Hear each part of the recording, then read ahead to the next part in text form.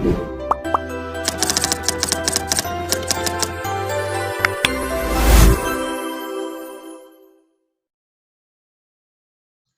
दोस्तों, welcome to transient academy. तो friends, आशा રાખું છું તમે બધા મજામાં છો, મસ્ત છો। તો फ्रेंड्स, આપણે પાવર સિસ્ટમની જે લેક્ચર સિરીઝ સ્ટાર્ટ કરી હતી એમાં આપણે કમ્પેરિઝન ઓફ કંડક્ટર મટીરીયલ આપણે જોતા હતા, બરાબર। આની પહેલાના વિડિયોમાં તમે જોયું હશે કે આપણે ઓવરહેડ ટ્રાન્સમિશન લાઇન માટે આપણે દશક સિસ્ટમ જોઈ, પછી અંડરગ્રાઉન્ડ સિસ્ટમ માટે આપણે પાંચક સિસ્ટમ જોઈ લીધી છે, બરાબર। આ વિડિયોની અંદર આપણે ચર્ચા કરશું સિંગલ ફેઝ 3 વાયર સિસ્ટમ, બરાબર। સિંગલ ફેઝ 3 વાયર સિસ્ટમની આપણે ચર્ચા કરશું। જો તમે અત્યાર સુધીના જો 15 વિડિયો જોયેલા છે તો તમને હવે આમ એક પેટર્ન આખી મગજમાં બેસી ગઈ છે કે પહેલા આપણે કરંટ ફાઇન્ડ કરવાનો છે, ત્યાર પછી આપણે લાઈન લોસ ફાઇન્ડ કરવાના છે, બરાબર। મતલબ લાઈન લોસનું સૂત્ર સાબિત કરવાનું છે, એરિયાને સૂત્રનો કરતા બનાવવાનો છે, પછી વોલ્યુમ ફાઇન્ડ કરવાનું છે, ફાઇનલ આપણે કમ્પેરીઝન કરવાની છે, ડન। હવે આની અંદર તમે જોશો ને તો કે આ સિસ્ટમમાં એરિયા સુધી બધું સેમ છે, આગળની જે સિસ્ટમમાં આપણે જે કર્યું હતું ને એ જ રીતના સેમ જ છે, એટલે મેં કંઈ ભૂલ્યું નથી, બરાબર। સેમ એઝ ઇટ ઇઝ, ખાલી નંબરિંગ અલગ આપી દીધા, બરાબર। હવે તો કે જો સિંગલ ફેઝ 3 વાયર સિસ્ટમ છે, બરાબર। આપણી પાસે કયા પ્રકારની સિસ્ટમ છે? સિંગલ ફેઝ 3 વાયર સિસ્ટમ છે। તો કે અહીંયા તમને વોલ્ટ મેક્સિમમ વોલ્ટેજ Vm મળે છે, I6 કરંટ ફ્લો થાય છે, બરાબર। ન્યુટ્રલ અહીંયા આપેલો છે, એટલે સિંગલ ફેઝ 3 વાયર સિસ્ટમ થઈ ગઈ, બરાબર। હવે વસ્તુ એ છે આપણે લોડ ને બેલેન્સ માની નાલીએ છીએ, એટલે કન્ડિશન બેલેન્સ છે તો ન્યુટ્રલ નો કરંટ આપણે છે ને 0 માની નાલીએ છીએ, બરાબર। એટલે ન્યુટ્રલ કરંટ કેવો થઈ જશે? 0 થઈ જશે, done. Same as it is RMS voltage Vm/√2, કારણ કે આપણે AC સિસ્ટમ છે એટલે RMS વોલ્ટેજ ને પાવર ફેક્ટર કન્સિડર કરીએ છીએ, બરાબર। એટલે RMS વોલ્ટેજ Vm/√2 પાવર બરાબર Vm ના છેદમાં √2 I6 cos phi। I6 બરાબર પાવર ના છેદમાં Vm/√2 cos phi। તો I6 બરાબર શું થશે? પાવર ગુણ્યા √2 એના છેદમાં Vm cos phi, બરાબર। આ I6 ની વેલ્યુ જે આગળ હતું એ જ same as it is, same to same છે, એરિયા સુધી બધું કોમન જ લેવાનું, બરાબર। હવે લાઈન લોસીસ બરાબર શું થશે? 2I2R, બરાબર। લાઈન લોસીસ બરાબર 2I2R। બે કંડક્ટર છે, કારણ કે ન્યુટ્રલ માં કરંટ ફ્લો નથી થતો એટલે એના લોસ આપણે, એમાં કોઈ લોસ નથી થતો, કરંટ ફ્લો થશે તો લાઈન લોસ થશે, બરાબર। તો W is equal to 2 P √2 divided by Vm cos phi whole square into rho L by A, બરાબર। R બરાબર rho L by A લીધું ને I નું આપણે સૂત્ર મૂક્યું I6 નું, તો એના બરાબર શું થશે? તો કે W is equal to 2 P નો સ્ક્વેર એને ગુણ્યા √2 નો સ્ક્વેર 2 થઈ જશે, rho L divided by Vm square cos square phi into A6। એરિયાના સૂત્રનો કરતા બનાવો તો A6 બરાબર 4P square rho L divided by Vm square cos square phi into W। W છેદમાં વયા જશે, W એટલે લાઈન લોસીસ। હવે મેઈન વસ્તુ છે, હવે આપણે ફાઇન્ડ કરવાનું છે વોલ્યુમ। તો કે volume of conductor material, volume બરાબર શું થશે? તો કે જો આપણે અત્યાર સુધી 2 લખતા 2AL, આગળની સિસ્ટમમાં શું લીધું? 2AL।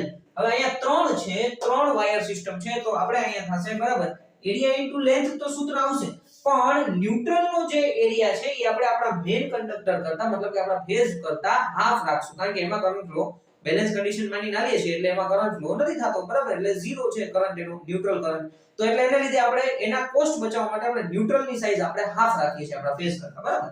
એટલે આપણે અહીંયા લખશું 2.5 ઇન્ટુ એરિયા ઇન્ટુ લેન્થ, બસ ખાલી આટલો જ ફરક છે આગળની સિસ્ટમ કરતા, ખાલી ન્યુટ્રલ નો વાયર આવી જાય છે તો ન્યુટ્રલ નો એરિયા આપણે અહીંયા 0.5 આપણે એડ કરીએ છીએ, બાકી બધું સેમ એઝ ઇટ ઇઝ છે આગળની સિસ્ટમ જેમ।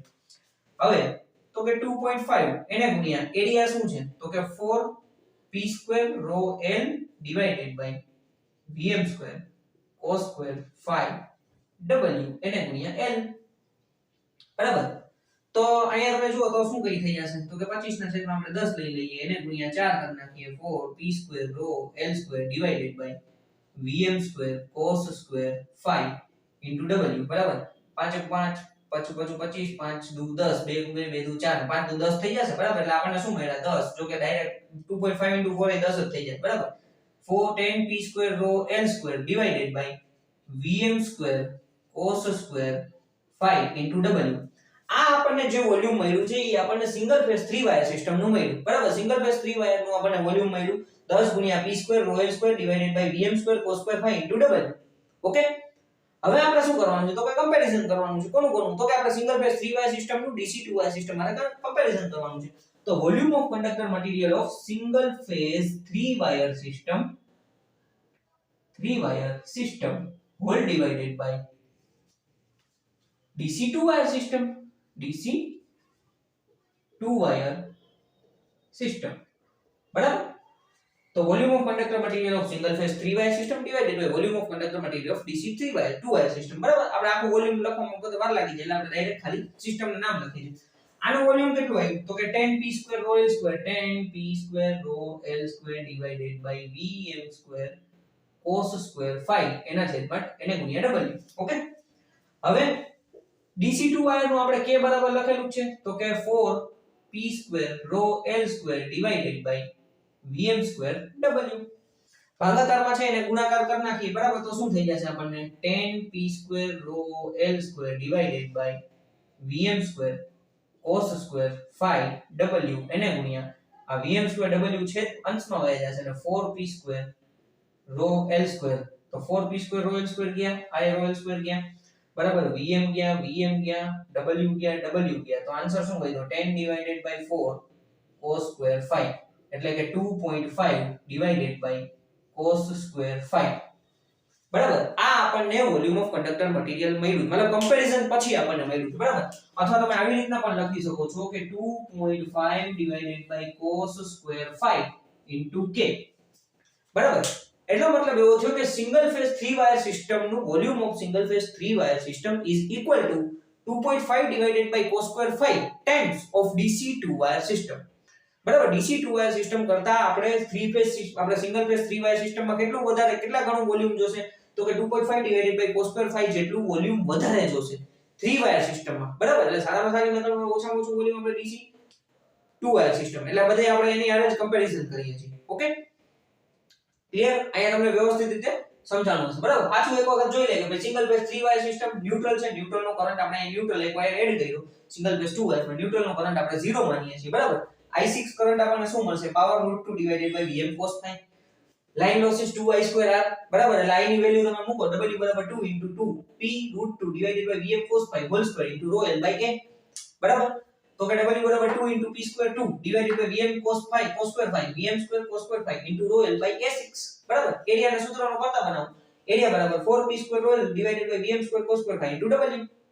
હવે તો વોલ્યુમ ફાઇન્ડ કરવાનું છે વોલ્યુમમાં ખાસ ધ્યાન રાખવાનું છે કે ભાઈ આપણે ન્યુટ્રલ ની સાઈઝ છે એ આપણે બેઝ કરતા હાફ લેવાની છે એટલે 2.5 એરિયા * લેન્થ તો કે 2.5 * 4 * p² rho l divided by Vm² cos² phi * w l આ બેનો ગુણાકાર કરશો એટલે 10p² rho l² divided by Vm² cos² phi * w આવી જશે બરાબર હવે કમ્પેરીઝન કરશો સિંગલ ફેઝ 3 વાયર સિસ્ટમ નું કોની આરે તો કે DC2 વાયર સિસ્ટમ આરે તો ફાઇનલ આપણને શું મળશે 2.5 cos² phi * k ડન આ આપણે ખાસ ધ્યાન રાખવાનું છે ભાઈ સિંગલ ફેઝ 3 વાયર સિસ્ટમ નું વોલ્યુમ કેટલા ગણું હશે તો કે આપણે 2.5 times 2.5 divided by cos² phi times DC2 wire system okay screenshot લેવો હોય તો સ્ક્રીનશોટ લઈ લ્યો ઓકે ફ્રેન્ડ્સ આશા રાખું છું તમને વ્યવસ્થિત રીતે સમજાણું છે કંઈ પણ ક્વેશ્ચન હોય તમને ન સમજાય તો તમે કમેન્ટમાં કરજો અથવા મેસેજ કરી શકો છો okay thank you for watching this video friends like કરો શેર કરો સબસ્ક્રાઇબ કરો ટ્રાન્ઝિયન્ટ એકેડમી